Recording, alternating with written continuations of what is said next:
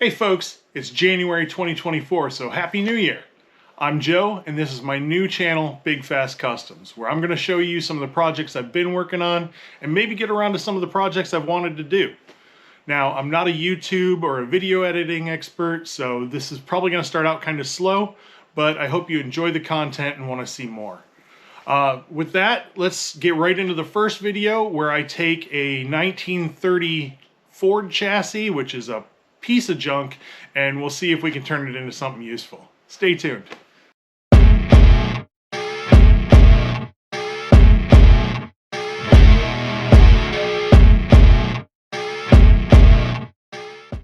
Alright folks, so here she is. This is what's left of a 1930 Model A. It's basically the chassis, all the mechanical stuff, and a cowl. It's not in great shape, but it's got a lot of good parts on it. I picked it up at a local estate auction. I'll have a video up about all the good stuff I got from the auction. I got a lot of good stuff, and this was part of it. I mean, I paid about 200 bucks for this, and it's a pretty good deal for a chassis nowadays with suspension and motor and everything. But the motor is definitely locked up. The suspension is okay. It turns, but the wheels are locked up. The motor, the generator, all the little arms and adjustments, everything's locked up. So it's pretty much expected for something that wasn't taken care of. I have tried, I took off the starter and pried on the flywheel. That didn't move anything. I put a breaker bar on the front nut, and all that did was tighten the nut more, so I kind of chickened out and didn't want to break anything, so I stopped there. I think we're at the point where I need to start tearing stuff down. I took the carburetor off and took that home to clean it. When I did, there was a lot of stuff in it, so I know there's a lot of stuff in the cylinders and the intake. So the plan right now is we're going to take the manifolds off, the valve cover. We're going to try and take out the oil pump drive, make sure that's not seized up, and then we'll try and turn it over again. If that doesn't work, then we'll be taking off the oil pan. So right now I'm on limited time and I have limited tools. I'm here at storage where I'm keeping this right now, and I'm just trying to see if I can get this to turn over so that we can do another video that is will it start. So let's get started.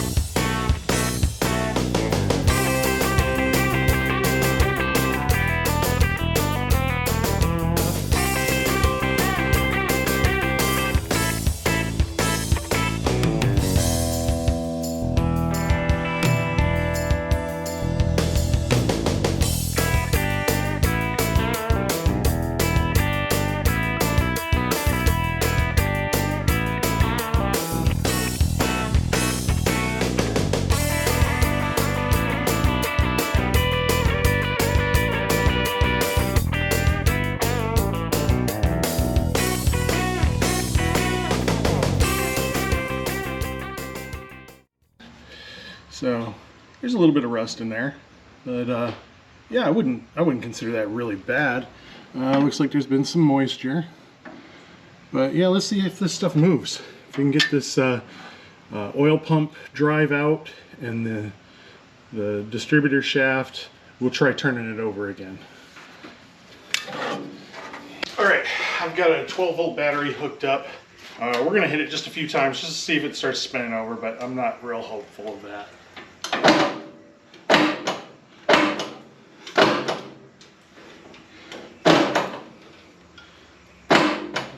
Yeah, it's a 12-volt battery, so it should have enough juice.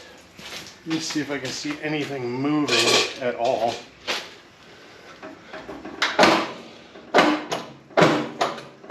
Absolutely nothing. So that is not going to work. Just for giggles, we'll try a breaker bar on the front nut here.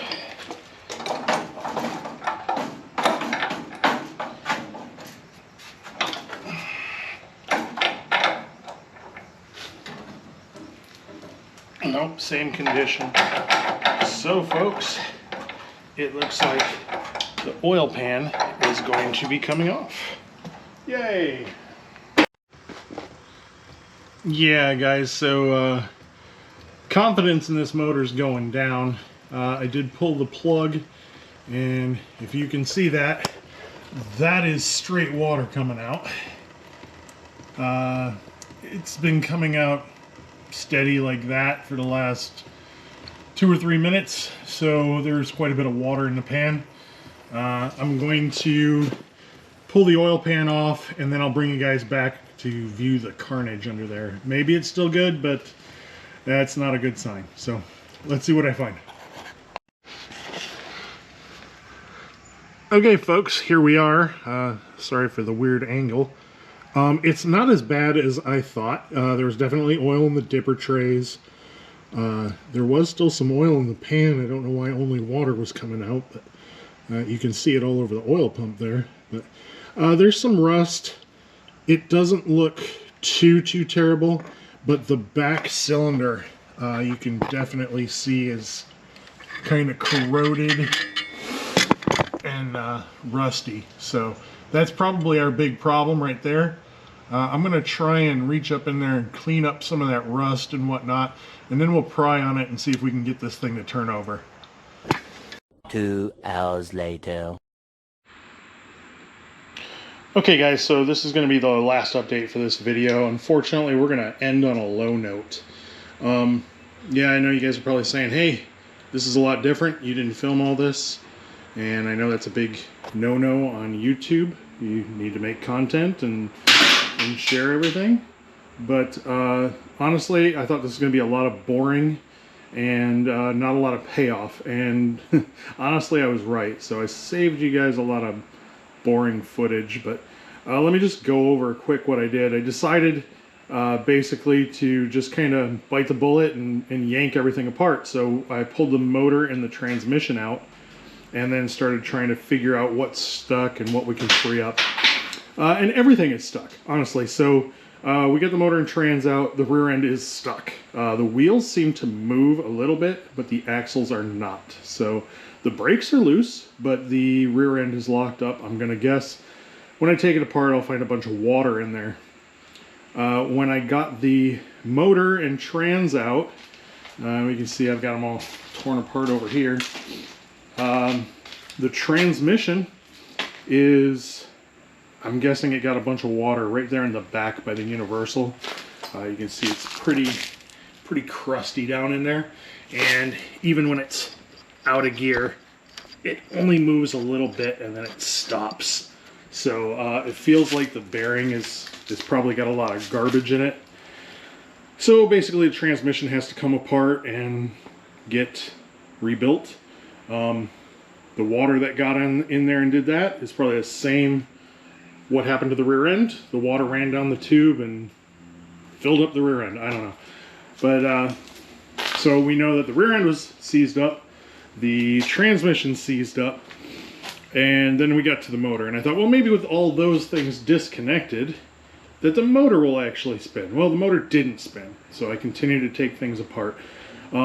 It's honestly a good thing that the motor didn't spin, because had I started it, that cam gear on the front was going to come apart.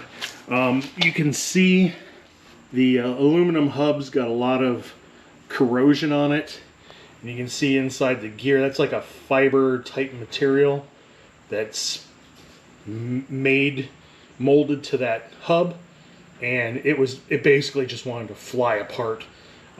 I put a little bit of pressure on that gear and it just fell off. So the good news is the cam does move a little bit. Look at that, the cam moves. Yay, that's a win.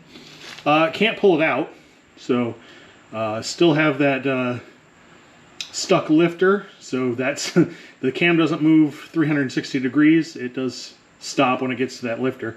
The engine still doesn't turn.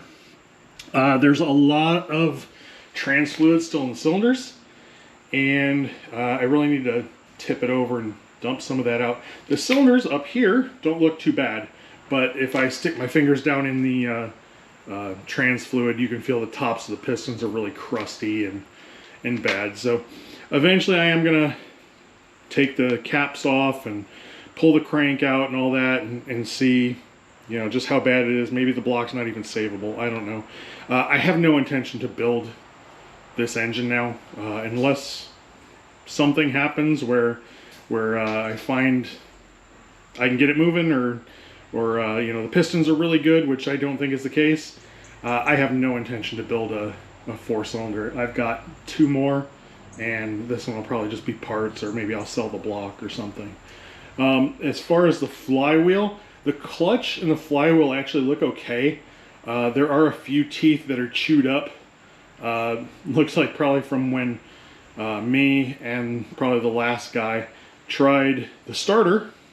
It came out and chipped the edge of the teeth, but it's a few teeth. I think it would probably survive, but I do have other flywheels, so I'm not too concerned about that either. But the clutch looks like it's savable. I know a lot of people would just replace it, but I'm not trying to spend a lot of money. So I got the head off. The head looks good.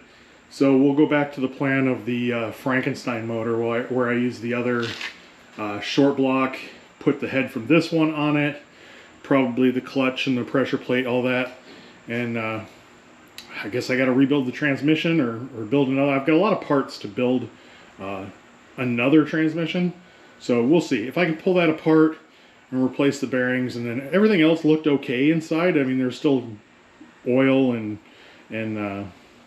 or gear lube in there. The gears all looked okay. Nothing looked broken or anything. It's just, I'm guessing, just that back bearing behind that universal. So maybe I can get that shaft out and replace that bearing, and we'll be good. But so in summary, I've got seized motor, seized transmission, front wheels are seized. That's probably brakes. The steering does turn. That's good. The rear end seized. The back wheels seem to turn a little bit, so that's good. Everything else is seized. So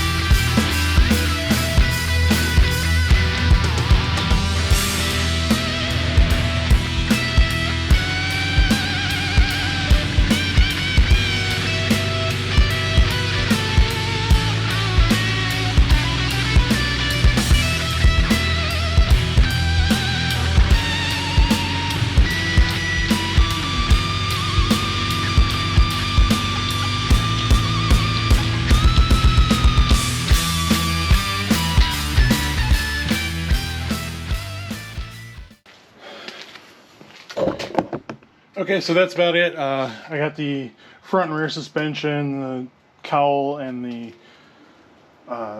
steering column off. That's probably all I'm going to do for tonight. I might take a few more things off, but maybe the bumpers. But basically, I just need to get this cleaned up for paint. So it's getting dark. It's starting to rain again. So we're going to cut this off for now, and we'll pick back up again later. All right, folks, it's a new day. We got the frame out here. You can see I took the bumpers off of it and a few other odds and ends, the brake cross member and a few things. I did weld a little bar across the front because we're gonna change out this cross member. You can see there's a lot of rust up in here. It's getting pretty thin in this area. It'd probably be okay for a banger engine, but I've got another cross member already, so there's no point to not change it. And I already got to break out the welder to fix this little crack here. So what's odd is the cross member seems to be bolted in, and everything I see online, they say that they're riveted. But I've got this frame and I've got a 28-29 frame, and both of them are bolted in. So I guess maybe they both got serviced at some point in their 100 years of being around. But other than that, we're going to take off the brackets for the running boards. There's only the front ones. The back ones are only like one bolt left, but I got to cut them off. All the bolts are pretty messed up, so we'll cut those off. Then we'll change that cross member, and we'll wire wheel everything and hopefully get this painted today. So let's get started.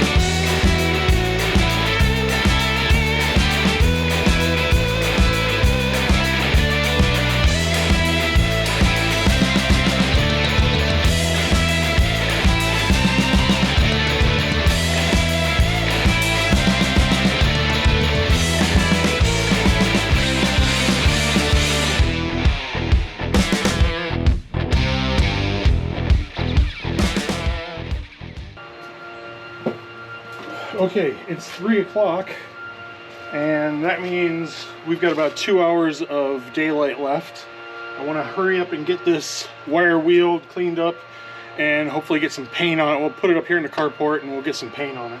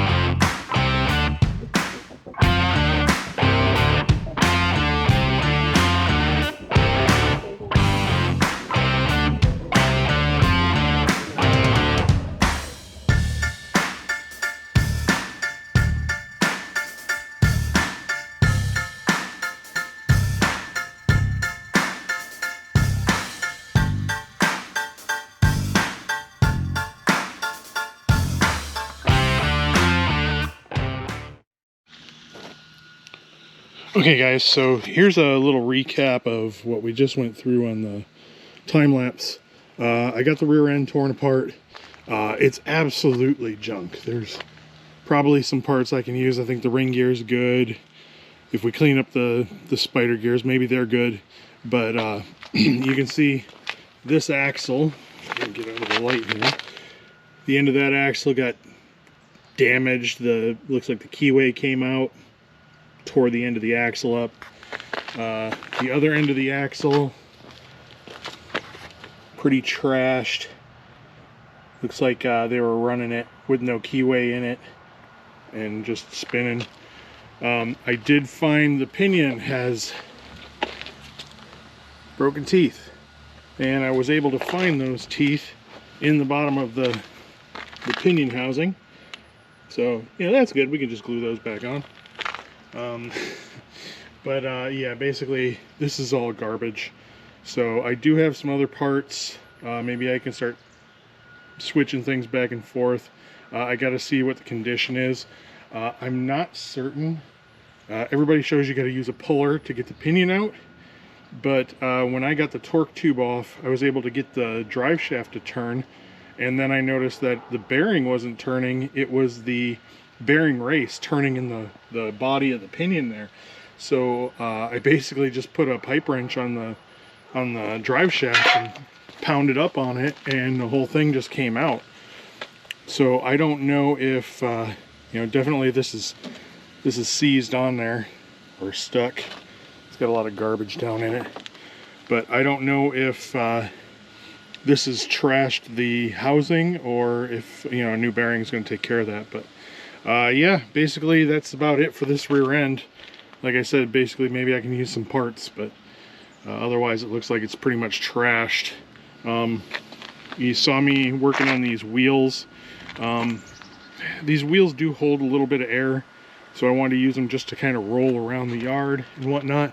But they were so rusted on the studs that I had to basically grind the studs off from the back and then take the hub off and then grind the flattened part or the flanged part of the stud to get it through the wheel. You can see I've got some damage there, but on this wheel you can see that one was pretty rusty anyway. So yeah, these are, I mean, the tires are shot. You can just see they're just garbage, but they're good enough to roll around on. So I'm gonna do that.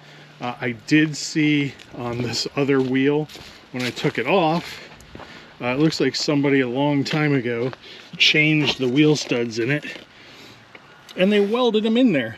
So that's going to be fun. Hopefully they just unbolt from the front and we'll be good for that. But this one's going to be the same condition of the other ones, where I got to grind them off from the back. But yeah, it's just something to roll the thing around the driveway, so it'll be fine. But I'm going to go through all my parts and see if I've got enough to make a rear end. I do have, there's actually a rear end in this red Model A sitting there.